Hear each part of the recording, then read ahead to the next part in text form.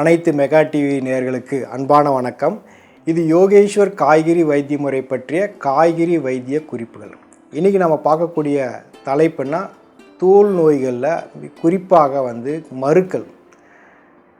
இதற்கு முந்தைய பகுதியில் பலவிதமான நோய்களை பற்றி சொல்லிட்டு வந்தோம். தோல் சார்ந்த இந்த பகுதியில் மருக்களை பற்றி பார்ப்போம். இது ஒரு காலங்காலமாக இருக்கக்கூடிய பிரச்சனை. சிலருக்கு பல வருடங்களாகவும் இருக்கும், சிலருக்கு நிரந்தரமாகவும் இருக்கும். இதற்கு ஒரு தீர்வு இருக்கா, இதற்கு காரணம் என்ன அப்படிங்கிற முழுமையான விஷயத்தை இன்றைக்கி அலசி ஆராய்ச்சி பார்க்கலாம். அப்போ அந்த மருக்கள் நமக்கு தெரிஞ்ச மருக்கள்னால் மருக்கள் தான். ஆனால் அதில் ஒரு 5 வகைகள் இருக்குதுன்னு நம்ம புரிஞ்சுக்கணும். இதில் ஒரு சிக்கல் இருக்குது. ஒவ்வொரு பகுதியிலையும் அந்த தன்மை வர்றப்போ அதுக்கு ஒரு பேர் வச்சுருக்குறாங்க. அப்போ இதில் பார்த்திங்கன்னா அந்த மருவுடைய தன்மை அதனுடைய எந்த பாகத்தில் இருக்குது இதெல்லாம் வச்சு 5 விதமாக பிரிக்கப்பட்டிருக்கு.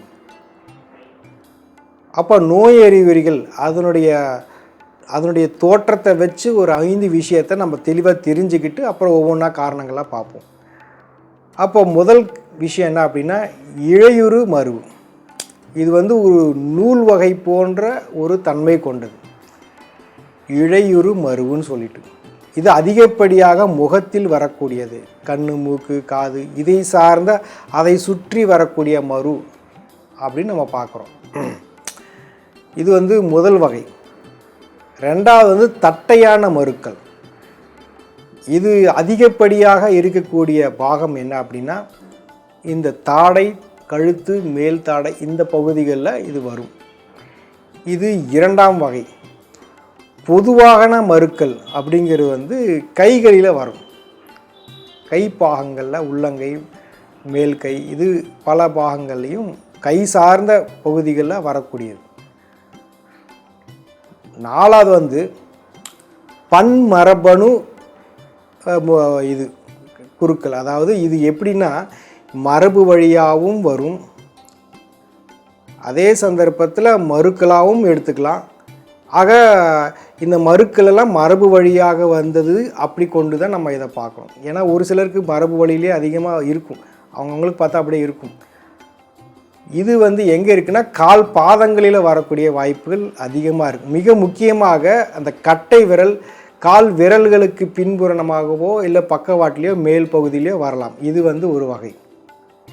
இறுதியாக அதிகப்படியாக பாதங்களில் வரக்கூடிய பாத மருக்கள். இப்படி 5 விதமான மருக்கள் இருக்கிறது. முதல் வகை கொஞ்சம் நூல் போன்ற தன்மை கொண்டது, இந்த இழையுறு மருக்கள். ரெண்டாவது தட்டையாக இருப்பது.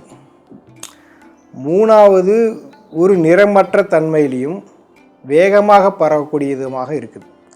நாலாவது சொல்லக்கூடிய அந்த மரபணு சார்ந்ததும் மிக கடுமையாக வேகமாக பரவக்கூடியது. 5ஆவதும் அப்படி தான். இந்த தாக்கம் ஒரு சிலது வலி அதிகமாக இருக்கிறது பாதங்களில் வர்றது வலிகளை ஏற்படுத்தக்கூடியதாக இருக்குது. அது சில சமயம் உள்ளுக்குள்ளாரையே போகும். அதாவது வெளியில் வரக்கூடிய தன்மை கொண்டது இருக்குது.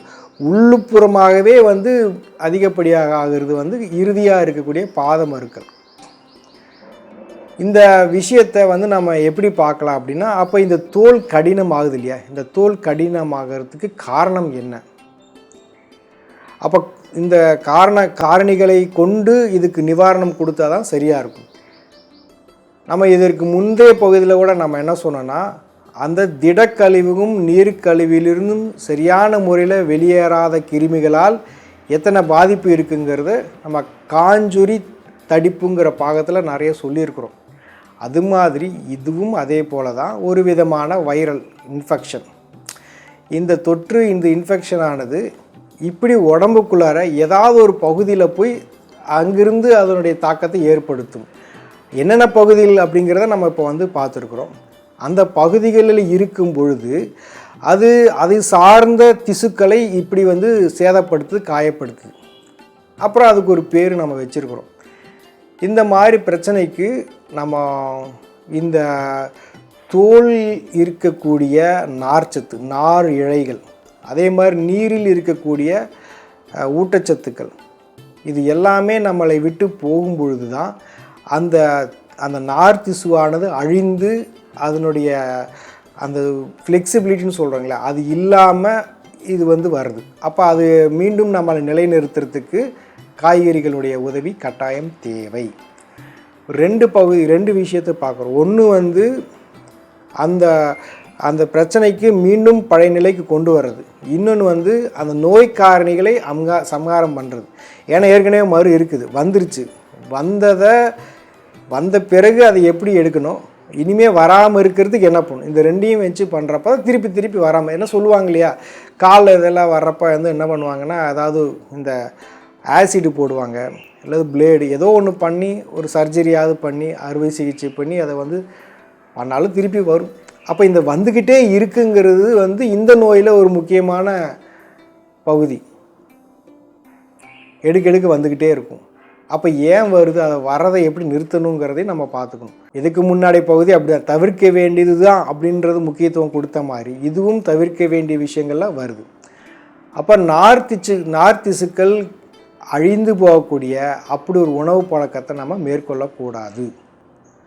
உடம்புல வந்து பார்த்திங்கன்னா அதிகப்படியான கழிவுகள், அந்த உப்புத்தன்மை கொண்ட கழிவுகள் தேங்கி அதனுடைய பாதிப்பு தான் இதெல்லாம் வந்துட்டுருக்கு. அப்போ அந்த உப்புத்தன்மை வாய்ந்த கழிவுகளை எப்படி நீக்குவது அப்படின்னா கத்திரிக்காய் இருக்குது. ஸோ கத்திரிக்காயை வந்து வெற்றிலையோடு அரைச்சி வடித்து குடிக்கலாம். கொத்தவரங்காயை அரைச்சி சாறு எடுத்து பருகலாம். அப்புறம் வெண்டைக்காய் சாப்பிட்லாம். சொல்லப்போனால் வெண்டைக்காயும் கொத்தவரங்காயும் நேரடியாகவே சாப்பிட்லாம். இதை எடுக்கிறப்போ அந்த பகுதியிலுடைய மாற்றங்கள் நிச்சயம் ஏற்படும். இன்னொன்று வந்து அந்த கிருமிகளை ஒழிப்பதற்கு இந்த கத்திரிக்காய் பயன்படும். இந்த உப்புத்தன்மைன்னு சொல்லலை, இந்த உப்பு உடம்புல தேவையான உப்பை தக்க வச்சுக்கணும், தேவையில்லாத உப்பை வெளியேற்றணும். இதுதான் வந்து சிறுநீரகத்தினுடைய வேலை. மொத்த உடம்புலையும் ஒவ்வொரு உயிரணுக்கும் இந்த வேலை கொடுக்கப்பட்டிருக்கு. ஒவ்வொரு உயிரணிலும் தேவையில்லாத உப்புத்தன்மையை வெளியேற்றி தேவையான உப்புத்தன்மை தக்க வச்சுக்கணும். ஆனால் நம்ம உடம்பு என்ன பண்ணிகிட்ருக்குன்னா தேவையான உப்புச்சத்தை வெளியில் விட்டுட்டு தேவையில்லாத உப்புச்சத்தை உடம்புல வச்சுக்கும். அப்படி வச்சாதான் இந்த மாதிரி மருவெல்லாம் வரும். அதுக்காக மொத்தமாக எல்லாத்தையும் விட்டுட்டு மொத்தமாக நெகட்டிவாக வச்சுக்காது. ஓரளவுக்கு அந்த செயல்பாட்டில் ஒரு தொய்வு ஏற்பட்டால், ஒரு மந்தத்தன்மை ஏற்பட்டால், ஒரு 20லிருந்து 30% அப்படி இருக்கும் பட்சத்தில் இதெல்லாம் வரும். அப்போ ஏன் அந்த மாதிரி மாற்றி வேலை செய்யுது, அதாவது தேவையில்லாத உப்பை வச்சுக்கிட்டு தேவையான உப்பை ஏன் வெளியேற்றுது, இதையெல்லாம் யார் மாற்ற வச்ச விஷயம் எது அப்படின்னா, நேராக போயிட்டுருக்கிற ஆள் ஏன் தலைகீழாக போகிறார், உடம்பு சீராக போய்கிட்ட உடம்பு வந்து செயல்படல ஏன் இப்படி எதிர்மறையாக வேலை செய்யுது, அதுக்கு ஒரே ஒரு நபர் வெங்காயம். இந்த வெங்காயமும் அதிகமாக சேர்த்த இப்படி உடம்பு வந்து ஒரு ஒரு சீரோட்டமாக இல்லாமல் கண்ணாபின்னான்னு வேலை செய்யும். அது ஏன்னு அதுக்கிட்ட தான் போய் கேட்கணும். அது வந்து அதை நிறுத்தினா மட்டும்தான் இதுக்கெல்லாம் ஒரு தீர்வு கிடைக்கும். அப்போ வெங்காயம் வந்து எவ்வளோ ஒரு மோசமானதுன்னா ரத்தத்தையும் கெடுத்து, ரத்தம் போகக்கூடிய வழிகள் அது எங்கே போயெல்லாம் திசுக்கள் கிட்ட சேருதோ அதையும் கெடுத்து வச்சிடும். ஒரு உறுப்பையே அழிக்கக்கூடிய தன்மை இருக்குது. சில சந்தர்ப்பத்தில் கண் பார்வை இழப்பு, இந்த ரெட்டினோபதின்னு சொல்லக்கூடிய நிலைக்கு கூட, ரெட்டினல் டிட்டாச்மெண்ட் அப்படின்னு சொல்லக்கூடிய நிலைக்கு கூட இந்த வெங்காயம் தள்ளிட்டு இருக்குன்னா யாராவது நம்புவாங்களான்னு தெரியல. பார்வை இழப்புக்கு கூட ஒரு காரணமாக அமையுது இந்த வெங்காயம். அப்போ இதெல்லாம் என்ன ஒரு பெரிய விஷயமா, இந்த மருவெல்லாம் ஒரு பெரிய விஷயமானா, அப்போ இதை தெரிஞ்சுக்கோங்க. எதனால் வருதுன்னு தெரிஞ்சுக்கிட்டு அதை தவிர்ப்பதன் மூலமாகத்தான் இது சீர்படுத்த முடியும். காய்கறிகளில் இதற்கு தீர்வு நாம் என்ன சொல்லியிருக்கிறோன்னா, கத்திரிக்காய் எடுத்துருக்க சொல்லியிருக்கிறோம், வெண்டைக்காயை சாப்பிட சொல்லியிருக்கிறோம், கொத்தவரங்காய் எடுத்துக்க சொல்லியிருக்கிறோம். இது எல்லாமே வந்து இந்த 5 வகையான மருக்கள், அதாவது இழை மருக்கள், அதுக்கப்புறம் தட்டையான மருக்கள், பொதுவான மருக்கள், பன்மரபணு மருக்கள், பாத மருக்கள், இது எல்லாமே வந்து இந்த 3 காய்கறிகளை கொண்டு நம்ம வந்து அதை மாற்றி அமைக்க முடியும், சீர்படுத்த முடியும், குணப்படுத்த முடியும். இது எல்லாமே வந்து இப்படியும் பண்ணலாம். எப்படின்னா அதை அரைச்சி வடித்து குடிச்சிட்டு அதை கொஞ்சம் அந்த சக்கையை தண்ணி ஊற்றி கால் அப்படியே கொஞ்ச நேரம் ஊற விட்டுடலாம். இந்த கால் பாதத்தை இந்த சக்கையில் போட்டு அதை கால் ஊற வைக்க அந்த நோய் கிருமிகள் வந்து தோல் வழியாகவே என்ன ஆகும், ஒரு மாற்றத்தை வந்து நம்ம ஏற்படுத்த முடியும். இப்படியும் நம்ம செய்யலாம். பொதுவாக வந்து கால் பாதத்தில் எண்ணெயை தேய்ச்சிக்கூடிய பழக்கம் இருக்குது ஒரு சிலருக்கு. முன்னாடி இருந்துச்சு, இப்பயும் இருக்குது. அதே மாதிரி காலை கொஞ்ச நேரம் வெடிப்பு வந்தவங்களாம் காலை வந்து கொஞ்சம் உப்புக்கல் போட்டு தண்ணியில் ஊற வைப்பாங்க. இப்படி வந்து ஒரு சில பழக்கங்கள் நம்ம நல்லது இருக்குது. அது மாதிரி இந்த மிச்சமாக இருக்கக்கூடிய சாறுகளை எடுத்து தண்ணியில் போட்டு கரைச்சி கொஞ்சம் உப்பையும் போட்டு காலை வச்சுட்டோம் அப்படின்னா உள்ளுக்கு இருக்கக்கூடிய அழுக்கெல்லாம் வந்து வெளியில் வந்துடும். கிருமிகள் ஏதாவது இருந்தால் கூட வெளியில் போயிடும். கடுகெண்ணெய் விளக்கெண்ணெய் கலந்து வச்சு அதெல்லாம் தொடச்சிட்டதுக்கு அப்புறமா ஊற போட்டு அந்த கால் சுத்தமான பிறகு இந்த கடுகெண்ணெய் விளக்கெண்ணெய் கால் கீழே பாதத்தில் மேல்கால் எல்லா பக்கமும் நல்லா அதை தடவி நல்லா தேய்ச்சி விட்டுட்டு தூங்குறப்போ இதனுடைய தாக்கம் வந்து கொஞ்சம் கொஞ்சமாக குறையும். ஒன்று வந்து அவசர கால உதவி, இன்னும் வந்து ரொம்ப காலமாக இருக்கட்ட நாட்பட்ட பிரச்சனைக்கு ஒரு தீர்வு. இது ரெண்டையுமே இந்த காய்கறிகள் மூலமாக செய்ய முடியும். இது வந்து உள்ளுக்குள்ளாரே எடுத்துக்கலாம், வெளிப்புறத்துலையும் இதை பயன்படுத்த முடியும். ரெண்டுமாகவும் எடுத்துக்கலாம். அதில் உண்டான விவரங்களை தான் நம்ம இப்போ சொல்லியிருக்கிறோம். அப்போ தெரிஞ்சுக்கோங்க, இந்த மரு என்பது ஒரு தீர்க்க முடியாத வியாதியெல்லாம் கிடையாது. அது நம்மாலே உருவாக்கப்பட்டது. என்னதான் இவங்க வந்து மரபணு மரபணு அப்படின்னு சொன்னால் கூட அந்த மரபு வழியாகவும் எதையோ ஒன்று பண்ணியிருக்காங்க, அதுதான் இப்பயும் வருது. மரபு வழியாகவே ஏதோ தப்பு பண்ணியிருக்காங்க, அதான் இப்பயும் வருது. அந்த மரபை நிறுத்தணுன்னா ஏன் நம்ம அதை மாற்றக்கூடாது? என்னதான் மரபு வழியாக வந்தாலும் இப்போயே நம்ம மாற்றக்கூடாது.